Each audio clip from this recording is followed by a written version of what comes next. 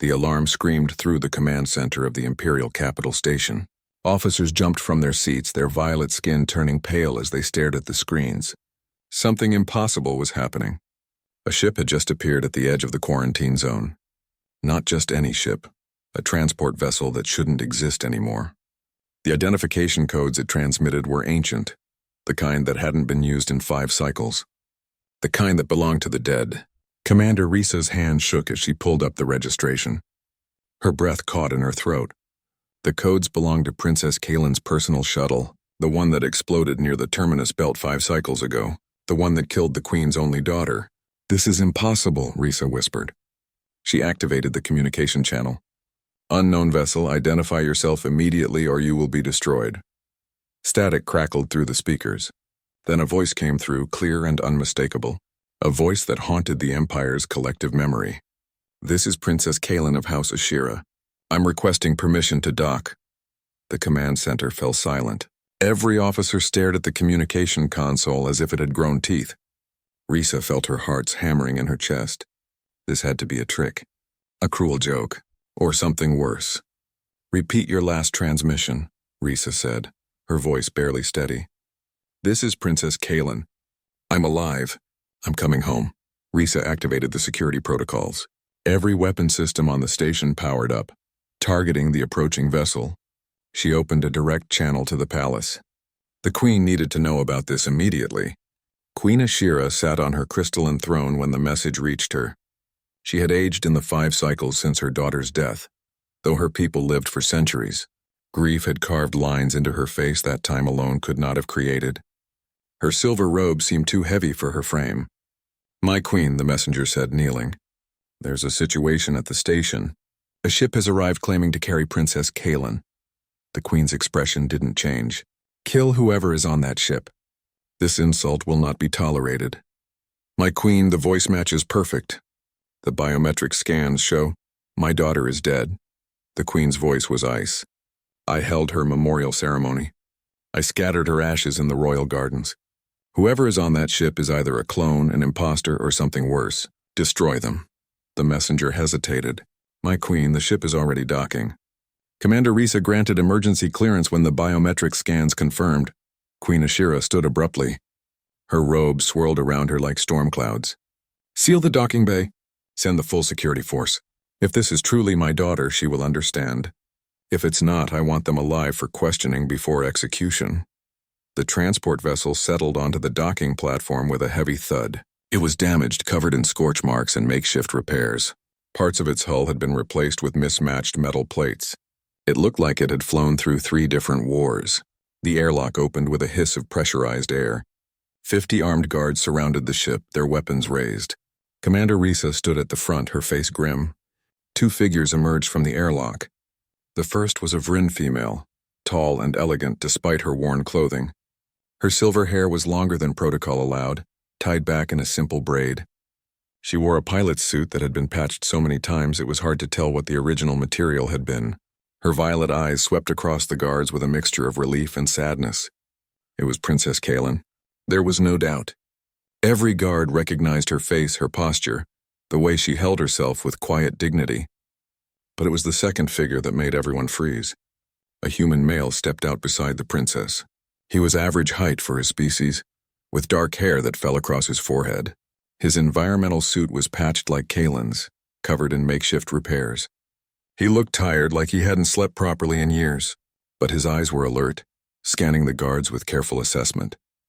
He stood close to Princess Kaylin, protective. His hand rested near a tool belt at his waist. Commander Risa's weapon didn't waver. "Princess Kaylin, if that's truly who you are, step away from the human. We need to verify your identity." Kaylin didn't move. "His name is Jiwan. He saved my life. He's under my protection." A murmur ran through the guards. Humans were considered a minor species in the galactic community. They were clever with technology, yes, but physically weak. Their lifespans were short, their bodies fragile. They had no natural weapons, no armor, no enhanced abilities. Most Vryn viewed them as barely more significant than well-trained animals. And yet Princess Kaylin stood beside one as if he were an equal. "My lady," Risa said carefully, "please step away from the human. We need to conduct security protocols." Jiwon spoke for the first time. His voice was calm, with a strange accent that marked him as coming from the outer colonies. She's been through enough. Just let her see her mother. Several guards tensed at his audacity. A human didn't speak to Vryn officers that way. A human didn't speak to royalty at all unless addressed first. Kaylin raised her hand. Stand down, all of you. I know this seems impossible. I know you have questions. But I am Princess Kaylin, daughter of Queen Ashira, heir to the Vryn Empire. I have returned from the dead, and I have brought the human who made that possible. Now take us to my mother. The standoff lasted for 10 long seconds. Then Commander Risa lowered her weapon. The other guards followed suit, though their expressions remained suspicious. The Queen has been informed of your arrival, Risa said. She's waiting in the throne room. But the human will need to be secured. He stays with me, Kaylin said firmly. That's not negotiable. Risa looked at Jiwon, studying him. The human met her gaze without flinching. There was something unsettling about his calm demeanor, as if he'd faced far worse than a room full of armed guards. Very well, Risa said finally. But he will be under constant surveillance. Any suspicious movement and he will be neutralized. Jiwon nodded once. Understood. They moved through the station in a tight formation, guards surrounding the princess and the human. People stopped and stared as they passed. Word spread faster than fire. Princess Kaylin was alive. Princess Kaylin had returned, and she had brought a human with her. The throne room doors were massive, carved from a single crystal that had taken a century to grow. They opened slowly, revealing the vast chamber beyond.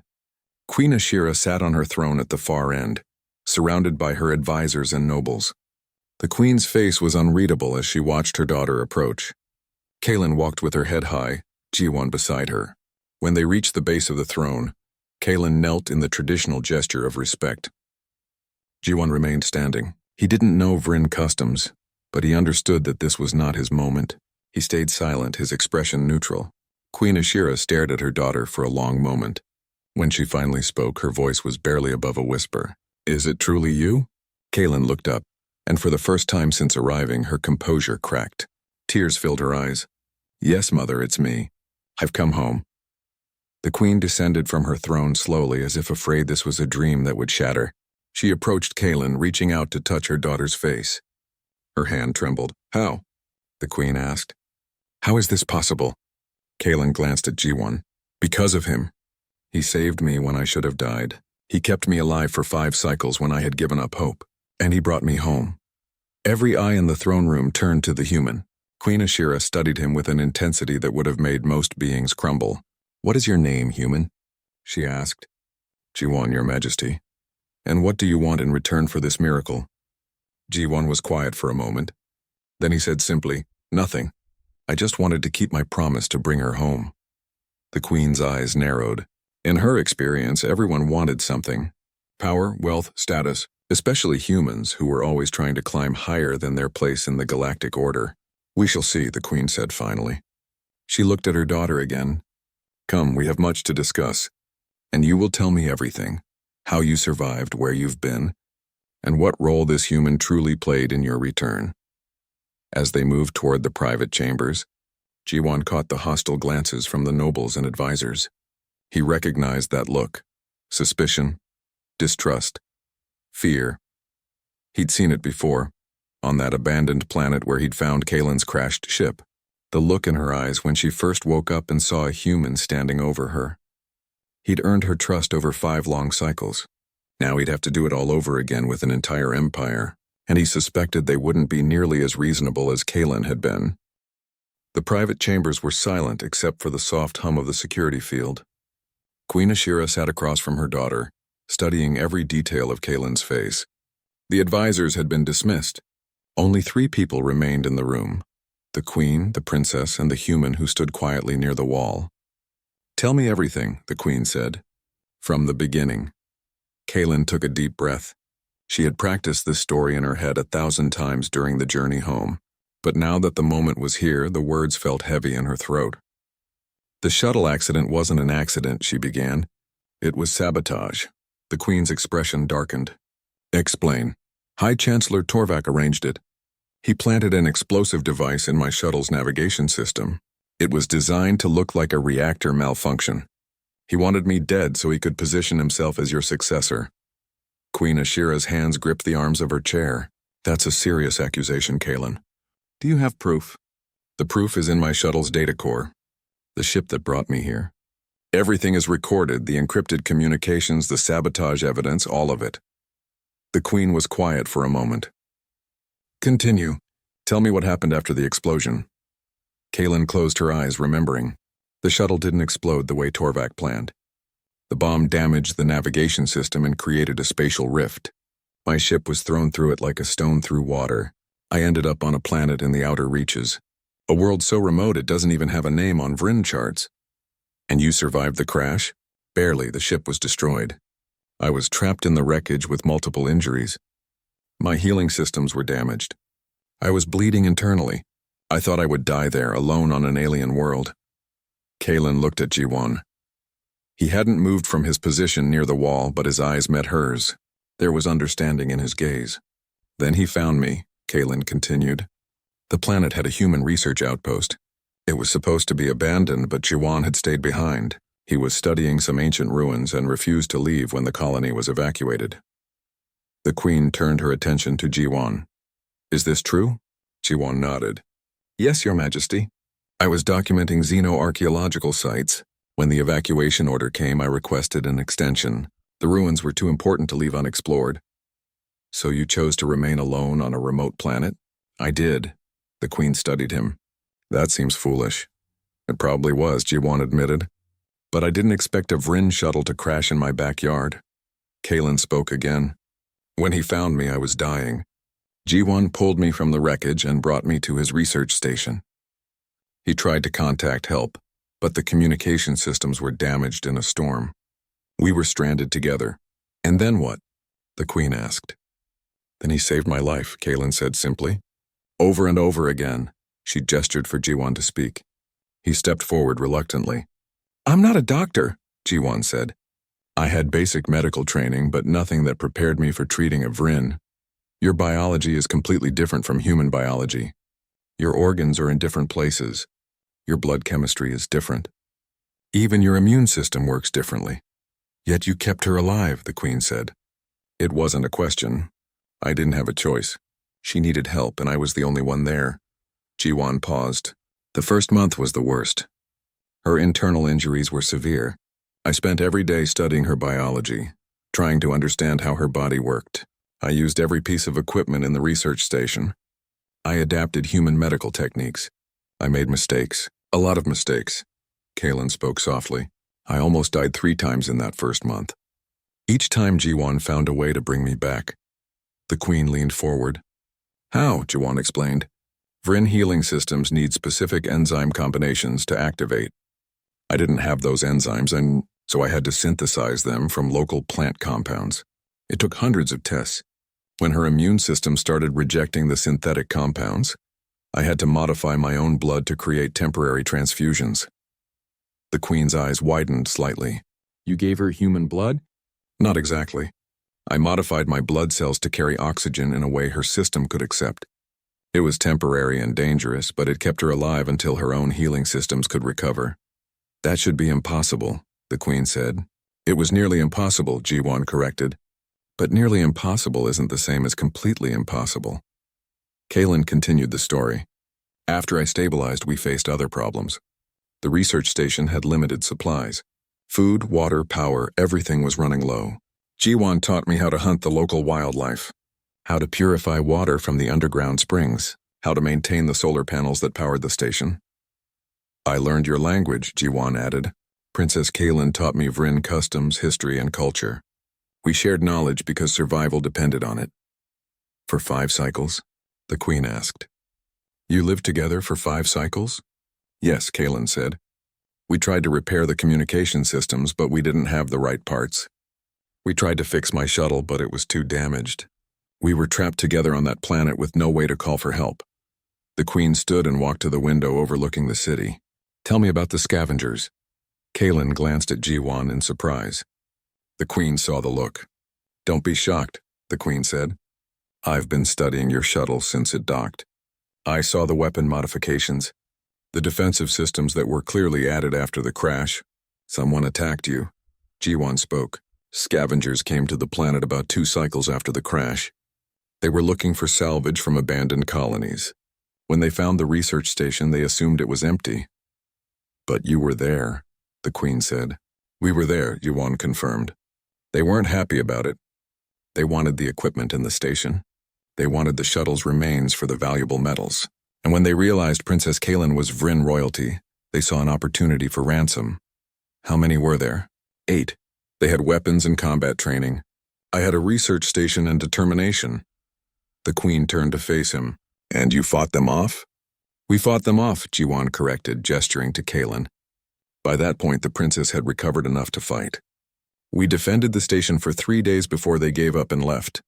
Kaylin added, Ji-won created traps using the station's equipment. He turned the sensor arrays into early warning systems. He modified the power generators into defensive weapons. He used every resource we had.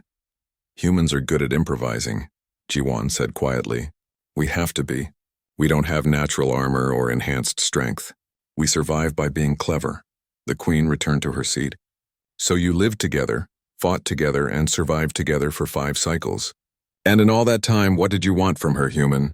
The question hung in the air like a blade. Ji-won met the Queen's eyes. I wanted to keep her alive. That's all?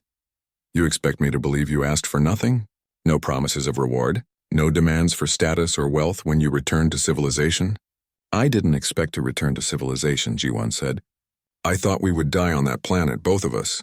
I made peace with that, Kaylin spoke up. Mother, he's telling the truth. I offered him rewards.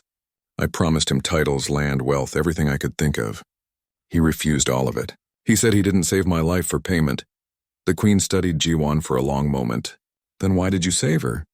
Ji-won was quiet. Then he said, because it was the right thing to do. Because she was injured and alone and needed help. Because I couldn't live with myself if I let her die when I had the ability to save her. He paused, and because after 5 cycles of watching her fight to survive, watching her refuse to give up even when everything seemed hopeless, I realized she deserved to go home. The signal beacon, Kaylin said. That's what finally saved us. Ji-won spent 2 cycles building a signal beacon from the shuttle's remains and the research station's equipment. He worked on it every day even when I told him it was impossible. Even when I had given up hope. And it worked? The Queen asked. Eventually, Ji-won said. A human merchant ship picked up the signal about 3 months ago. They were way off the normal trade routes, exploring for new resources. They found us and gave us passage to the nearest Vryn outpost. From there, we made our way here. The Queen processed everything she had heard. It was an incredible story, almost unbelievable. Yet she could see the truth in her daughter's eyes. You say you have proof of Torvak's betrayal? The Queen asked. Yes, the shuttle's data core contains everything. The sabotage device left digital traces, Torvak's encrypted communications with his accomplices, all of it. The Queen activated her communication device. Commander Risa, secure Princess Kaylin's shuttle. No one is to touch it until I personally examine the data core. Yes, my Queen, Risa's voice came through. The Queen deactivated the device and looked at her daughter. For the first time since Kaylin had entered the room, the Queen's expression softened. I thought I had lost you forever, she said quietly. I mourned you. I accepted your death. And now you return with a human I'm supposed to believe asked for nothing in return. He didn't ask, Mother. He simply gave. The Queen looked at Ji-won again. You realize the Empire will not accept this easily. Many believe humans are inferior. They will see your presence here as an insult. They will call my daughter compromised or corrupted. I know, Ji-won said. And you came anyway? I promised to bring her home. I keep my promises. The Queen was silent for a long moment. The news spread through the Vryn Empire like poison in water. Princess Kaylin had returned from the dead, and she had brought a human with her. In the Senate chambers, High Chancellor Torvak stood before the assembled nobles. His blue robes marked him as one of the highest-ranking officials in the Empire. His face was calm, but his mind worked quickly. Kaylin's return was unexpected. Dangerous, but not necessarily fatal to his plans. My fellow senators, Torvak said, his voice carrying through the vast chamber. We must discuss this situation with clear minds and careful consideration. Senator Mira, an elderly female with silver hair, spoke first. The princess has returned. This is cause for celebration, not discussion. Is it? Torvak asked. The princess was dead for 5 cycles. Now she returns with a human claiming he saved her life. She accuses me of sabotage without evidence. She asks us to trust her word after spending 5 cycles alone with a member of a species known for ambition and manipulation. Murmurs ran through the chamber. Several senators nodded in agreement. What are you suggesting? Senator Mira asked, her tone sharp. I'm suggesting caution, Torvak said smoothly. Humans have always sought to rise above their station. They crave respect they haven't earned, power they don't deserve. Is it so impossible to believe that this human found the princess, kept her alive, and used those 5 cycles to influence her? To turn her against her own people? That's a serious accusation, another senator said. So is accusing the High Chancellor of murder, Torvak countered. Yet the princess does exactly that based on the word of a human. A species we have always considered inferior in every way except cunning. The debate continued for hours, but Torvak had planted the seed. By the time the session ended, half the Senate doubted Princess Kaylin's story, and they all looked at the human with suspicion. In the palace, Jiwon sat in his assigned quarters under guard.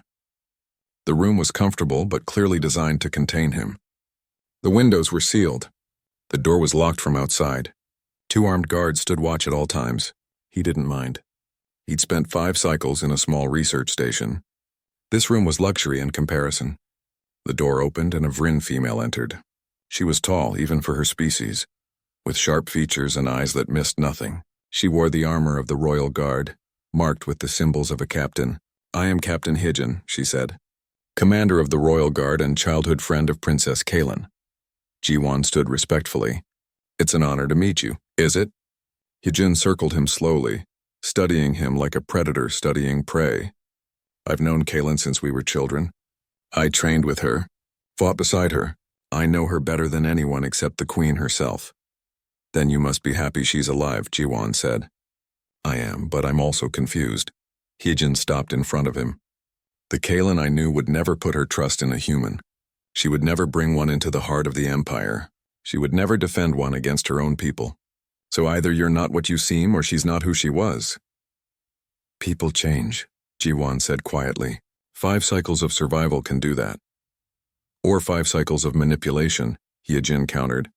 That's what many are saying. That you found the princess vulnerable and alone. That you used that time to influence her, to make her dependent on you. And what do you think? Hijin was quiet for a moment. I think I don't know yet. But I will find out. I'm going to watch you, human. Every moment. Every word. Every action. And if I discover you've harmed Kaylin in any way, I will kill you myself. Fair enough, Jiwon said. Hijin seemed surprised by his calm response. You're not afraid? Of you, yes, of death. Not as much as I used to be. Jiwon met her eyes. I've been close to death many times in the last 5 cycles. I've made peace with it, but I haven't made peace with betraying someone who trusted me. So you can watch me all you want. You won't find what you're looking for. After Hijin left, Jiwon sat back down. Through the sealed window, he could see the city below. Lights stretched to the horizon. Millions of Vryn living their lives, unaware that their empire was about to tear itself apart. He had known this would happen. Kaylin had warned him. But she had also been determined to return home, and he had promised to help her. Now they both had to live with the consequences. In the Senate building, Torvak met with his closest allies in a private chamber. There were 5 of them. Senators who had supported his rise to power and who stood to gain from Kaylin's discrediting. The Queen is examining the shuttle's data core, one senator said nervously. If she finds evidence... She won't find evidence that matters, Torvak interrupted. I was careful. The sabotage device was designed to leave minimal traces, and even if some data remains, I can claim it was planted by the human during those 5 cycles. The people love the princess, another senator said. If we move against her openly, we don't move against her, Torvak said patiently. We move against the human. We make him the villain, the manipulator, the foreign influence corrupting our princess.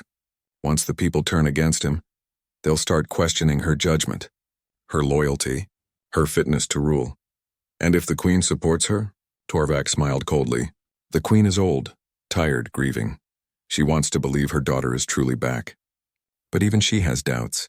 I can see them. We simply need to feed those doubts until they grow into certainty. How? The first senator asked. By showing the Empire what humans really are, Torvak said. Ambitious, manipulative, dangerous. We start spreading stories, rumors. We remind everyone of every conflict, every betrayal, every time humans have overstepped their place. We make them remember why humans were never given real power in the galactic community. That could take time, the second senator said. We have time, Torvak replied. The Queen won't act hastily. She'll investigate. She'll deliberate. And while she does, we'll poison the well so thoroughly that no one will trust that human or anyone who supports him. Across the city, in the human embassy, Ambassador Taman received an urgent message. He read it 3 times, not believing the words. Jiwan was alive, and he was in the Vryn Palace. Taman had known Jiwan before the man went to that remote planet.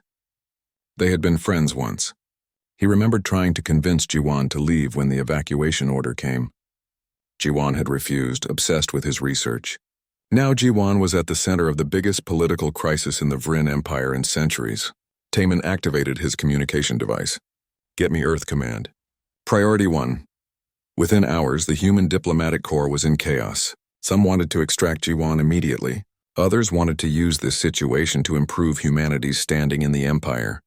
Still others worried that Jiwan's presence would make things worse for all humans living in Vryn space.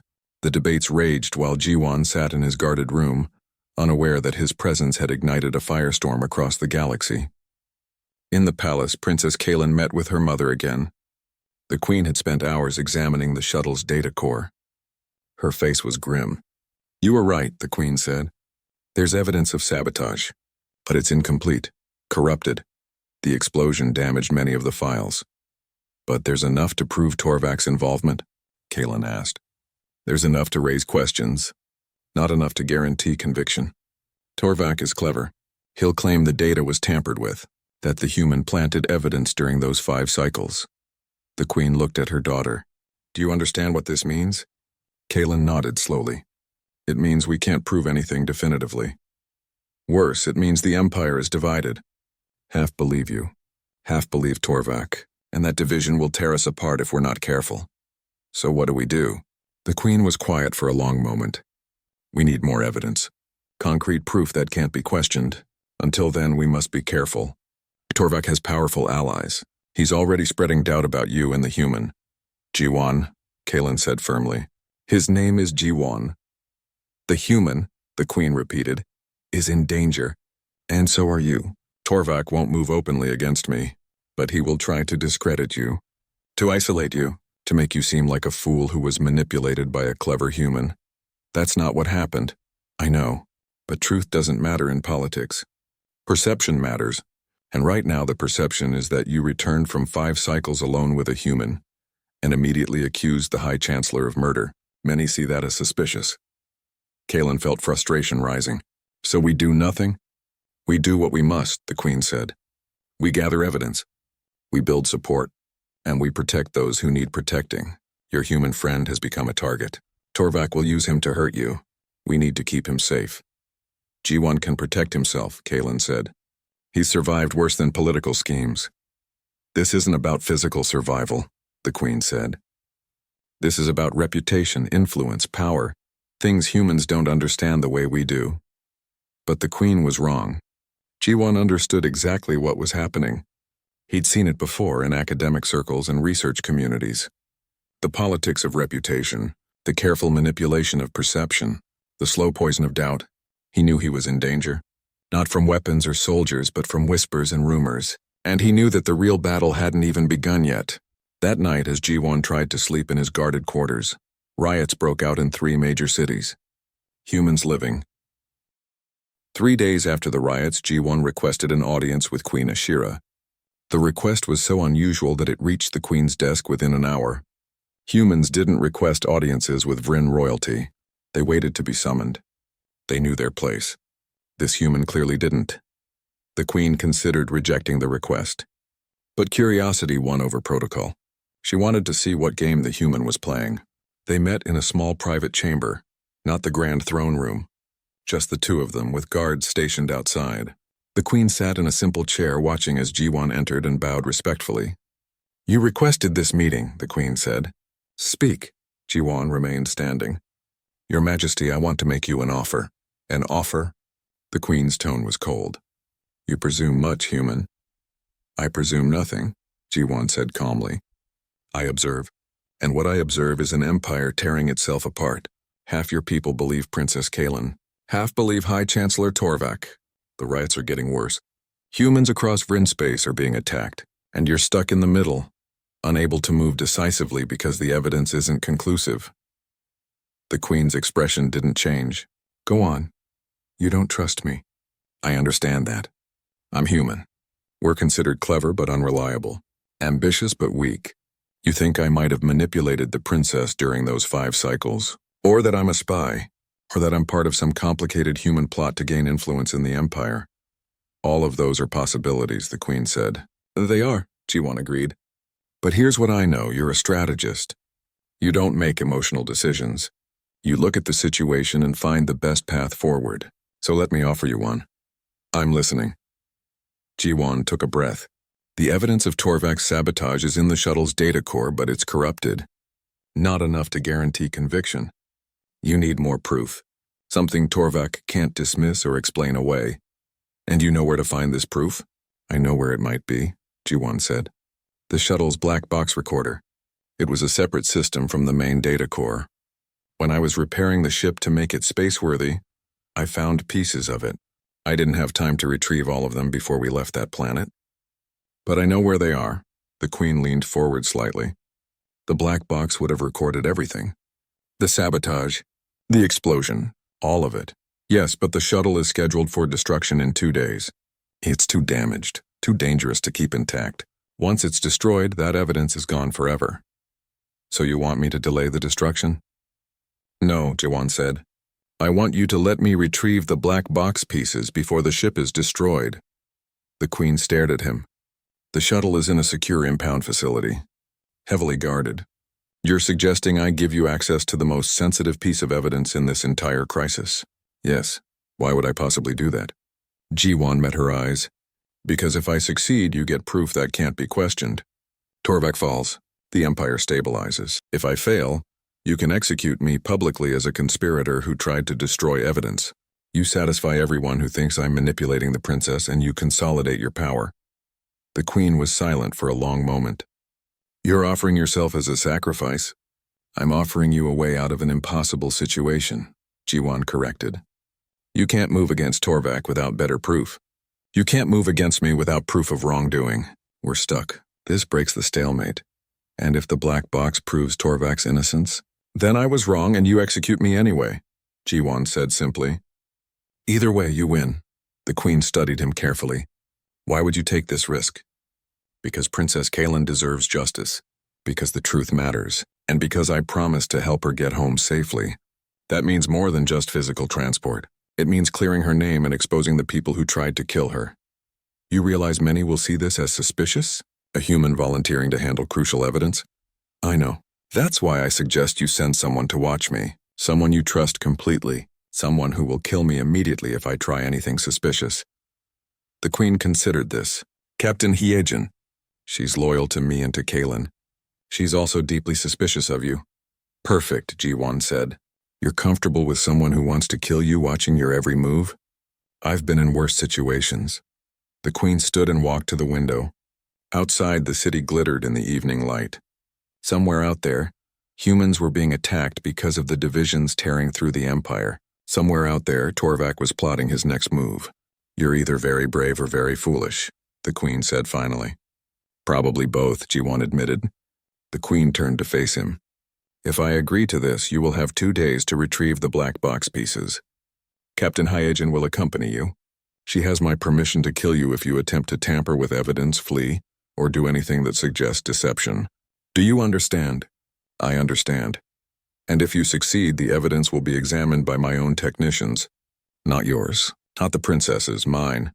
Agreed. The Queen activated her communication device. Send Captain Hyejin to my private chambers immediately. While they waited, the Queen studied Jiwan again.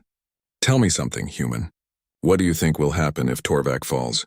Do you think the Empire will suddenly embrace humanity? That you'll be seen as heroes? No, Jiwan said quietly. I think most Vryn will still see us as inferior. The riots won't stop just because Torvak is exposed. The prejudice won't disappear, but at least the truth will be known. And maybe that's a start. Captain Heejin arrived moments later. She listened as the Queen explained the plan, her expression growing more skeptical with each word. You want me to take the human into a secure facility? Heejin asked. Your Majesty, this is a mistake. Perhaps, the Queen said. But it's my mistake to make. You will accompany him. You will watch him constantly. And if he betrays us, you will end him. Is that clear? Heejin looked at Jiwan with open hostility. Crystal clear, Your Majesty. Good, you have 2 days. The shuttle is scheduled for destruction after that. Bring me the black box pieces or bring me proof of his treachery. Either outcome is acceptable. Jiwan and Heejin left together, walking through the palace corridors in tense silence. Finally, Heejin spoke. I don't know what game you're playing, human, but I will be watching you every second. One wrong move and you're dead. I know, Jiwan said. You're not afraid. Fear doesn't help. It just makes you slow. Heejin grabbed his arm, stopping him. Listen to me carefully. I've known Kaylin my entire life. She's like a sister to me. If you've hurt her in any way, if you've manipulated her, influenced her, or damaged her, I will make your death last for days. Jiwan looked at her hand on his arm, then at her face. I would expect nothing less. She deserves people who are that protective of her. Heejin released him, slightly thrown by his response. You're a strange human. So I've been told. They continued walking. Heejin outlined the plan. The impound facility was on the far side of the capital. High security. Multiple checkpoints. The shuttle was in the central bay, surrounded by armed guards. We'll need to move carefully, Heejin said.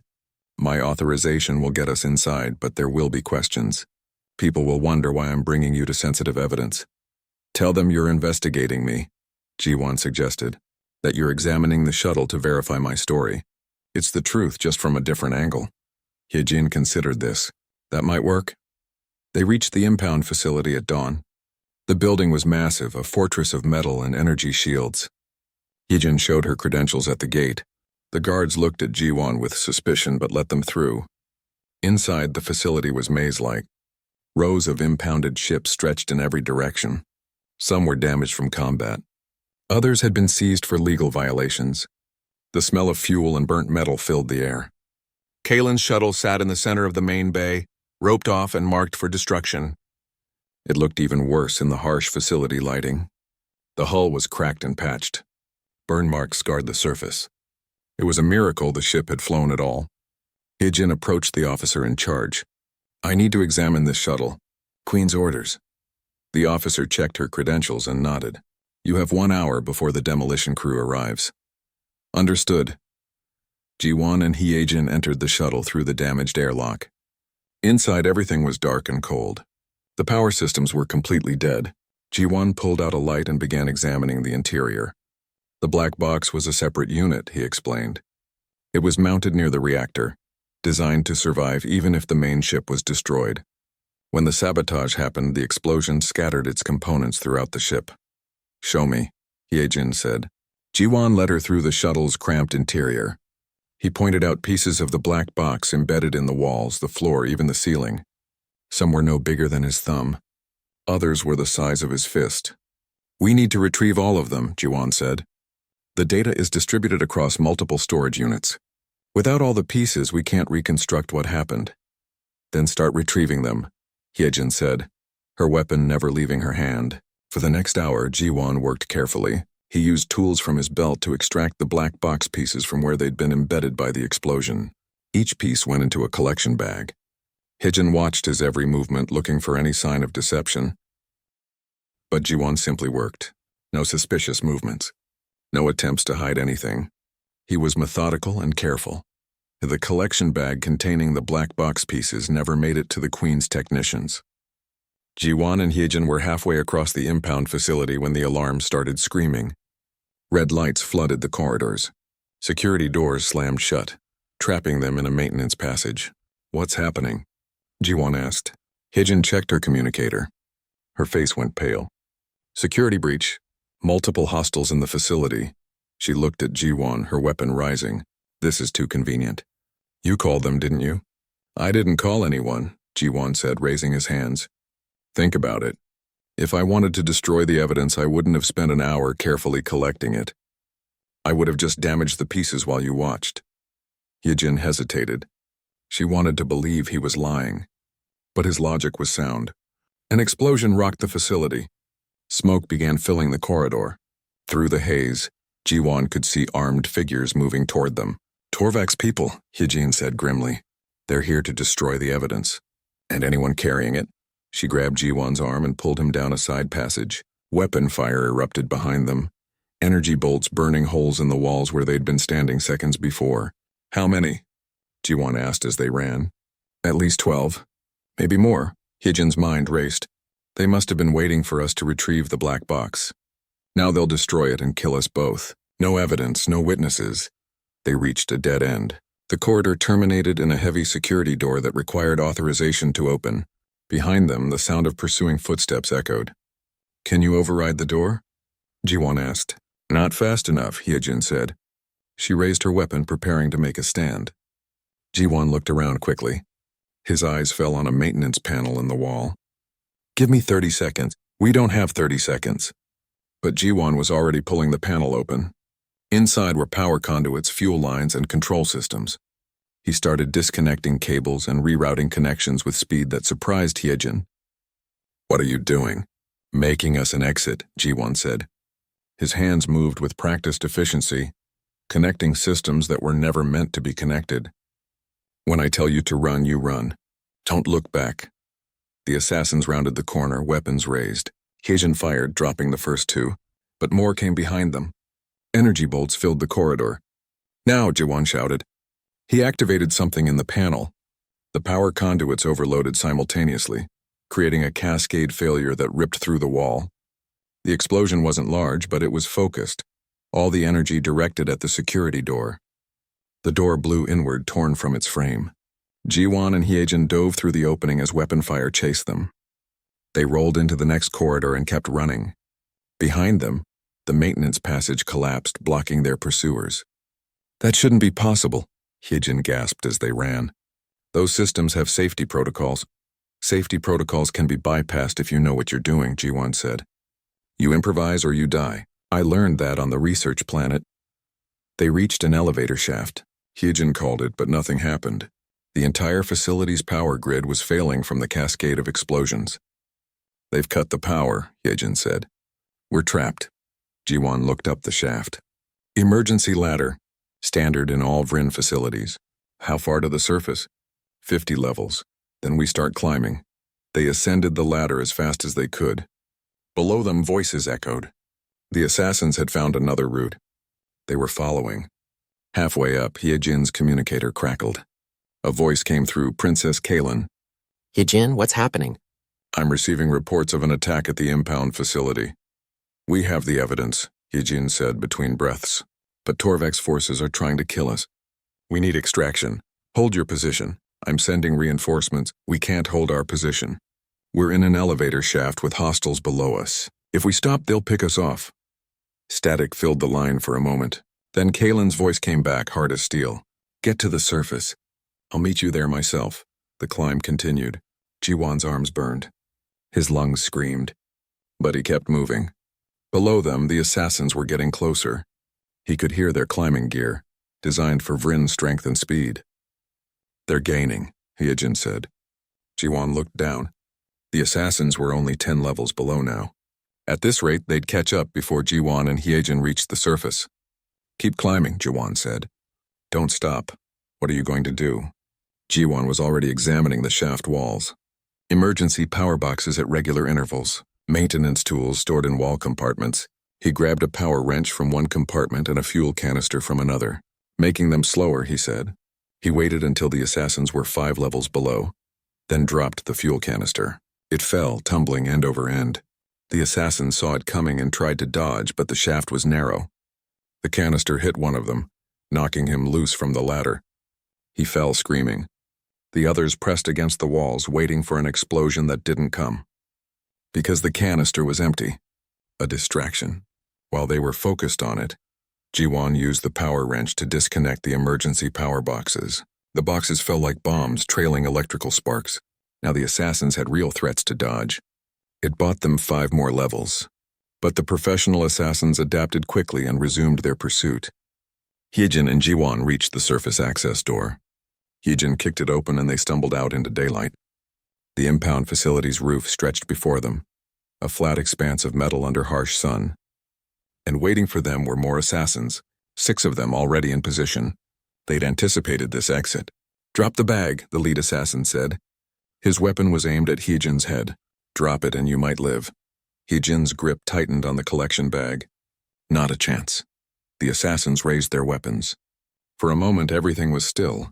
Then the sound of engines filled the air. A royal transport ship descended from above, weapons hot. Princess Kaylin stood at the open door, her own weapon in hand. "Stand down," Kaylin commanded, "or I will consider you enemies of the crown." The assassins hesitated. They were loyal to Torvak, but attacking the princess directly was treason of the highest order. Some began to lower their weapons. Then the lead assassin made his choice. He fired at Kaylin. The bolt would have hit her in the chest, but Jiwon was already moving. He slammed into Hyejin, knocking her aside. The bolt meant for Kaylin struck him in the shoulder instead. Pain exploded through his body. Human flesh and bone weren't designed to withstand Vryn weapons. He fell, clutching the wound. The transport ship's weapons opened fire. The assassins scattered, but 3 went down immediately. The others retreated into the facility, choosing survival over mission completion. The transport ship landed and Kaylin jumped out before it had fully touched down. She ran to Jiwon, her face stricken. "You fool," she said, kneeling beside him. "Why did you do that?" "Promised to bring you home safe," Jiwon said through gritted teeth. "Didn't mention anything about me." Hyejin stood still holding the collection bag. She looked at Jiwon with new eyes. He'd just taken a hit meant for the princess without hesitation. No calculation. No self-preservation. Pure instinct. The kind of instinct you only developed by spending 5 cycles protecting someone. "Get him on the ship," Kaylin ordered. "We need to get him to medical immediately." They lifted Jiwon carefully. The transport took off, leaving the burning impound facility behind. Through the ship's windows, Jiwon could see emergency response teams converging on the building. Explosions continued to rock the structure.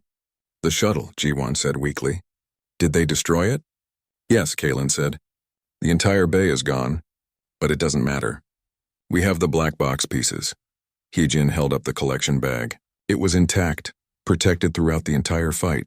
She looked at it, then at Jiwon. "He could have dropped this," she said to Kaylin. "When the fighting started, he could have let it go and focused on escaping. But he didn't." "I told you," Kaylin said softly. "He doesn't quit." The ship raced toward the palace. In the medical bay, doctors worked on Jiwon's shoulder. Vryn weapons caused tissue damage that human bodies struggled to heal. But the doctors did their best, using techniques adapted from the medical data Jiwon had recorded while treating Kaylin on that distant planet. While they worked, Hyejin brought the collection bag to the Queen's private chambers. Queen Ashira opened it carefully and examined the black box pieces. "Seal the palace," the Queen ordered. "No one enters or leaves without my personal authorization.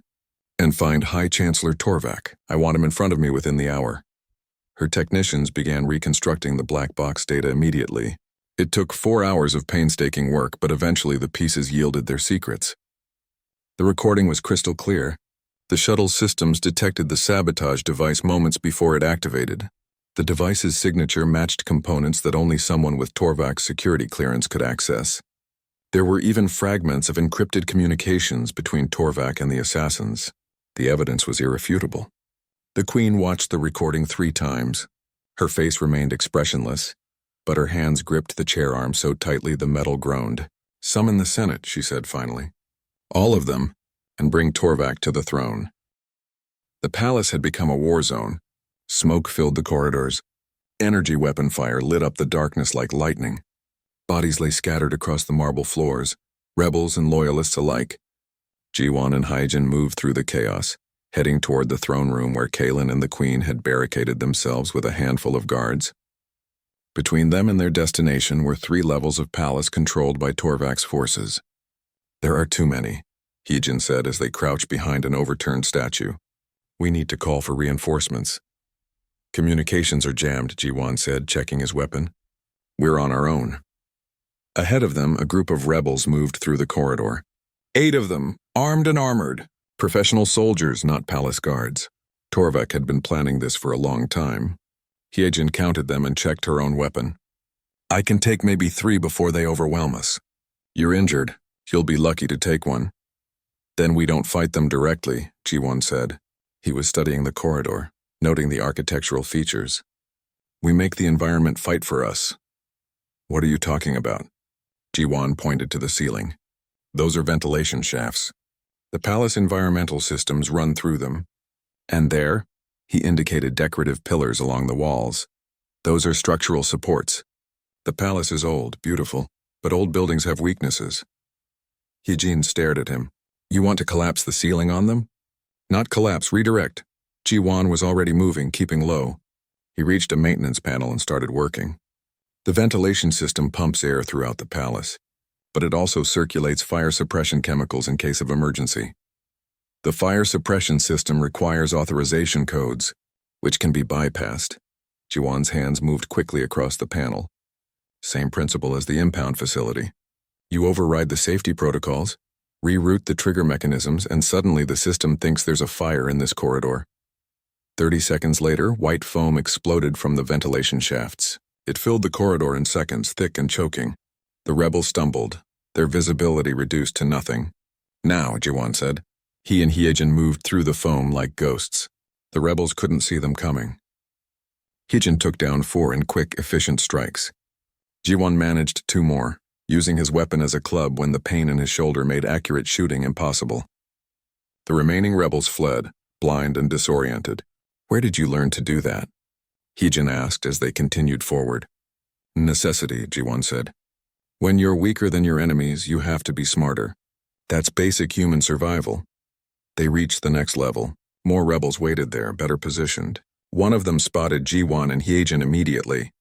Kill the human! The rebel commander shouted. Torvak wants him dead. Weapon fire filled the corridor. Ji-Wan and Hyejin dove behind cover as energy bolts burned the air around them. Torvak really doesn't like you, Hyejin said. The feeling is mutual, Ji-Wan replied. He was assessing the situation. A dozen rebels, strong defensive position, clear line of fire. A frontal assault would be suicide. But there was a power junction box on the wall near the rebels' position, and decorative crystal panels that reflected light throughout the corridor. Ji-Wan smiled slightly. How good is your shooting? Excellent, why? I need you to hit that power junction when I tell you to. 1 shot dead center. That will cut power to this entire wing. Exactly. Ji-Wan pulled a small mirror from his belt, a tool he'd carried since his research days, useful for examining tight spaces. He angled it carefully, using the decorative crystals to bounce light from the power junction toward the rebels' eyes. The reflection was blinding. The rebels flinched, raising their arms against the sudden glare. Now, Ji-Wan shouted. Hyejin's shot was perfect. The power junction exploded, plunging the corridor into darkness. But the decorative crystals continued to glow faintly, providing just enough light for Ji-Wan and Hyejin to see, while the rebels fumbled in sudden blindness. They moved fast. Hyejin was a blade in the dark, taking down rebels with brutal efficiency. Ji-Wan focused on disabling weapons and disrupting formations. He wasn't as strong or fast as the Vryn, but in the chaos and darkness, that didn't matter. What mattered was positioning, timing, and the willingness to use every advantage. Within minutes, the corridor was clear. You fight like a scavenger, Hyejin said, breathing hard. No honor, no rules. Just whatever works. Honor doesn't keep you alive, Ji-Wan said. Results do. They continued upward. Each level brought new challenges. More rebels. Better defenses. Ji-Wan's shoulder was bleeding again, the wound reopened by exertion. His vision was getting hazy, but he kept moving. Hyejin noticed his condition. You need medical attention. After, Ji-Wan said. The princess first. They reached the level below the throne room. The main staircase was heavily defended. 20 rebels behind portable barriers, with heavy weapons trained on the throne room doors above. We can't break through that, Hyejin said. Ji-Wan studied the situation. She was right. A direct assault would fail. But there was another way. There was always another way. The throne room has a secondary entrance, Jiwon said. A servant's passage for bringing food and supplies. Do you know where it is? Hyejin thought for a moment. Yes, but it will be guarded too. Probably, but not as heavily. And if we can reach it, we can flank the main force from inside the throne room. They moved through the servants' corridors, narrow passages that the nobility rarely used. The walls were plain stone, not decorated marble. But they led where Jiwon needed to go. The servants' entrance to the throne room had 2 guards. Hyejin took them both down silently. She and Jiwon slipped through the door and found themselves in a small antechamber. Beyond it, they could hear voices. Queen Ashira, calm and commanding. Princess Kaelin coordinating the defense, and the sound of weapons fire as the throne room's defenders held the main doors against Torvak's assault. Jiwon and Hyejin entered the throne room. It was a scene of controlled chaos. A dozen royal guards held the main doors, firing through narrow gaps at the rebels outside. Princess Kaelin stood with them, her own weapon in hand. Queen Ashira sat on her throne, refusing to flee, refusing to show weakness even as her palace burned. Kaelin saw Jiwon and her eyes widened. You should be in medical. Medical can wait, Jiwon said. How many rebels are at the main doors? 20 at least. They're using siege weapons. The doors won't hold much longer. Then we need to change the battlefield, Jiwon said. He turned to the Queen. Your Majesty, I need your authorization to access the palace's primary power grid. Why? The Queen asked. Because I'm going to turn this palace into a weapon. The Queen stared at him for a moment, then nodded. Authorization granted. Commander, give him access. One of the guards led Jiwon to a central control panel. Jiwon's fingers flew across the interface, pulling up schematics and system controls. The palace was centuries old, but its power systems had been upgraded regularly, and Jiwon had spent 5 cycles learning to work with technology he barely understood. What are you doing? Kaelin asked, standing beside him. The palace has defensive systems, Jiwon explained as he worked. Energy barriers, automated weapons, structural supports that can be reconfigured. But they've been offline for decades because no one expected an attack from inside. I'm bringing them back online. That's not possible. The authentication protocols alone can be bypassed if you know what you're doing, Jiwon said. His shoulder was on fire, his vision was tunneling, but his hands remained steady. I'm very good at bypassing things that shouldn't be bypassed. He activated the final sequence. Throughout the palace, ancient defensive systems awakened. Energy barriers materialized across critical corridors. Automated weapons emerged from walls that hadn't opened in a century. And the decorative crystals that lined every hall suddenly channeled power, becoming blinding weapons of light. The rebels at the throne room doors screamed as light flared around them. The siege weapons they'd been setting up exploded, overloaded by the sudden power surge. The attack faltered. Counterattack now, Kaelin ordered. While they're disorganized. The throne room doors burst open. The royal guards poured out, Kaelin and Hyejin leading them. The rebels, blinded and confused, broke and ran. Jiwon watched from the control panel, his strength finally giving out. He collapsed against the console, blood soaking through his shirt. The Queen was beside him immediately, catching him before he fell completely. Get medical here now, she shouted. Did it work? Jiwon asked weakly. It worked, the Queen said. There was something in her voice Jiwon had never heard before. Respect, maybe even awe. You turned the palace itself into a weapon. I've never seen anything like it. Humans improvise, Jiwon said. His eyes were closing. It's what we do best. Why? The Queen asked. Why risk everything for us? For an empire that doesn't even respect your species? Jiwon managed a small smile. Because Kaelin is worth it. And because sometimes the right thing to do is its own reward.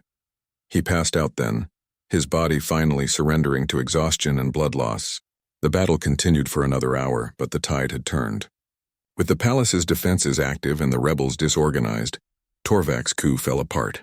His forces retreated or surrendered. Those who tried to flee were captured at the city gates. Torvak himself was found hiding in a supply warehouse near the spaceport. When the guards brought him before Queen Ash 2 weeks after the coup, Jiwon walked without help for the first time. His shoulder still ached, but the doctors said he would make a full recovery. Human bodies were fragile, but they healed in their own stubborn way.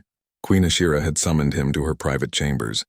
Not the throne room with its formal protocols and watching nobles, but a simple room with comfortable chairs and a view of the gardens where she'd scattered Kalen's ashes 5 cycles ago. The queen stood by the window when Jiwan entered.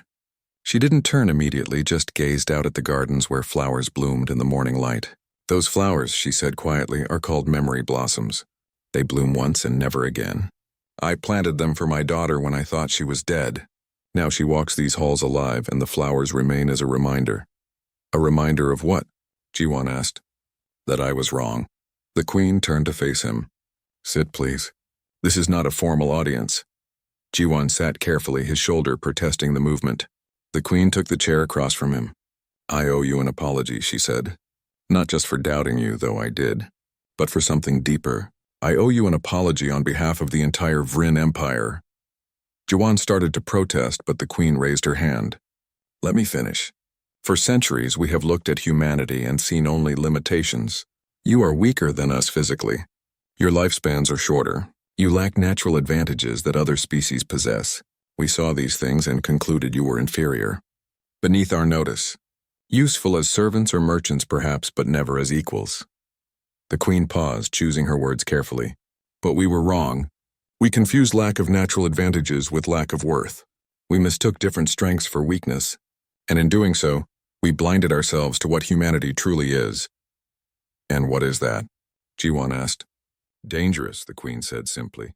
"Not in the way we traditionally think of danger, not through physical might or military conquest, but through something far more powerful: adaptation, innovation, the absolute refusal to accept limits."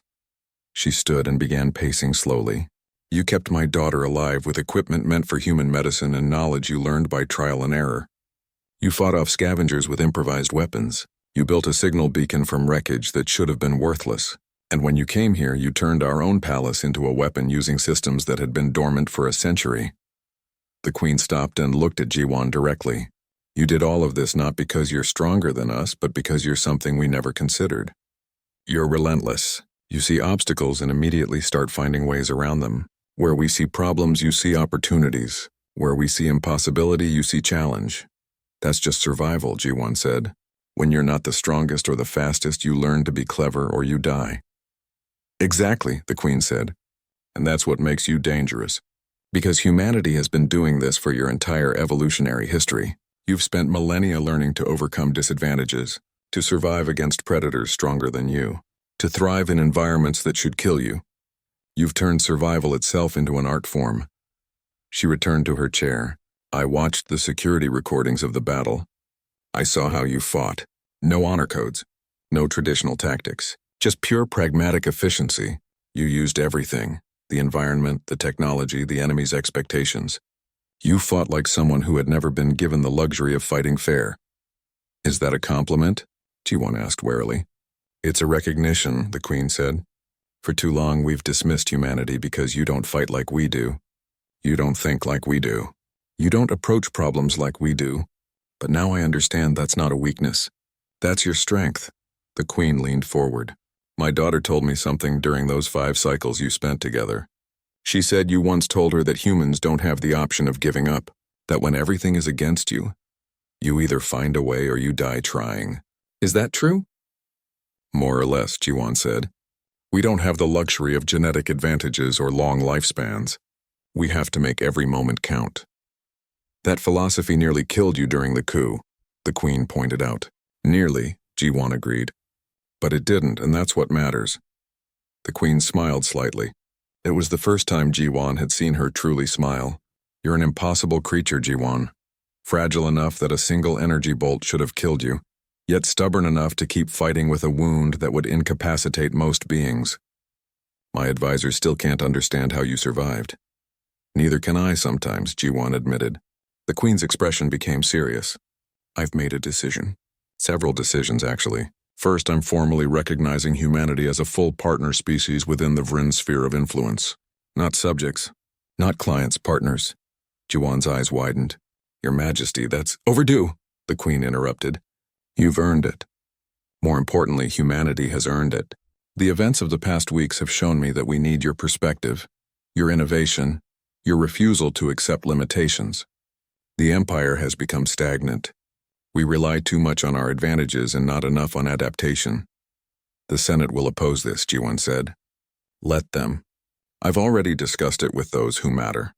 After you turned the palace into a fortress using systems we'd forgotten existed, even the most skeptical senators had to reconsider their views. You've proven that humans bring something valuable to the table. The Queen stood again. Second, I'm offering you a position. Ambassador of Human Affairs with full authority to represent human interests in Vryn space. You would coordinate with human colonies, mediate disputes, and help build bridges between our species. Ji-won was quiet for a moment. That's a generous offer, Your Majesty. But I'm not a diplomat. I'm a researcher who got lucky. You're a survivor who became a bridge between species, the Queen corrected. You've already done more to change Vryn attitudes toward humanity than any diplomat could. You saved my daughter's life and exposed corruption at the highest levels of government. You have credibility that no one else can claim. I'll need to think about it, Ji-won said. I expected nothing less. Take your time. The position will be waiting when you're ready. The Queen walked to her desk and picked up a small box. She brought it to Ji-won and opened it. Inside was a crystal medallion, the symbol of the Empire etched into its surface. This is the Star of Ashira, the Queen said. It's the highest civilian honor in the Empire. It's been awarded only 12 times in 500 years, now 13. She placed the medallion in Ji-won's hands. You saved my daughter. You saved my throne. And you've given the Empire a gift more valuable than either. You've shown us how to see clearly again. For that you have my gratitude and my respect. Ji-won looked at the medallion, feeling its weight. I don't know what to say. Then say nothing. Just accept it. And know that you will always be welcome in this palace, in this empire, as long as I rule. Over the following weeks, the Empire began to change. The riots against humans stopped, replaced by curiosity. Human merchants reported better treatment. Human researchers found themselves invited to collaborate with Vryn scientists. It wasn't a complete transformation. Centuries of prejudice didn't disappear overnight, but it was a beginning. Princess Kaelin began working with human diplomats to establish formal alliance protocols. Captain Heejin, who had wanted to kill Ji-won when they first met, became one of humanity's strongest advocates in the Royal Guard. She told anyone who would listen about the human who fought through injury and exhaustion to protect the princess. The story spread, not just in the Vryn Empire but across the galaxy. The alien princess who returned from the dead, and the human who stood beside her. Songs were written about it. Stories were told. And slowly humanity's reputation began to shift. One evening, Ji-won stood on a balcony overlooking the capital city. Kaelin joined him, 2 cups of warm drink in her hands. She offered one to Ji-won. How's the shoulder? She asked. Better. Still hurts when it rains, but the doctors say that's normal. They stood in comfortable silence for a moment, watching the city lights. Do you regret it? Kaelin asked. Staying on that planet when you could have evacuated? Everything that came after? Ji-won thought about the question carefully. 5 cycles of isolation, the constant struggle to survive, the near-death experiences, the political intrigue and violence when they returned. No, he said finally. I don't regret any of it. Even nearly dying multiple times? Even that. Ji-won smiled slightly. You know what the interesting thing is? I went to that planet to study ancient civilizations, dead cultures. I wanted to understand how societies rose and fell. And instead I became part of something bigger. I watched a civilization begin to change in real time. You didn't just watch, Kaelin said. You caused it. We caused it, Ji-won corrected. You refused to give up. You refused to let death or despair win. That determination is what really changed things. I just happened to be there to help.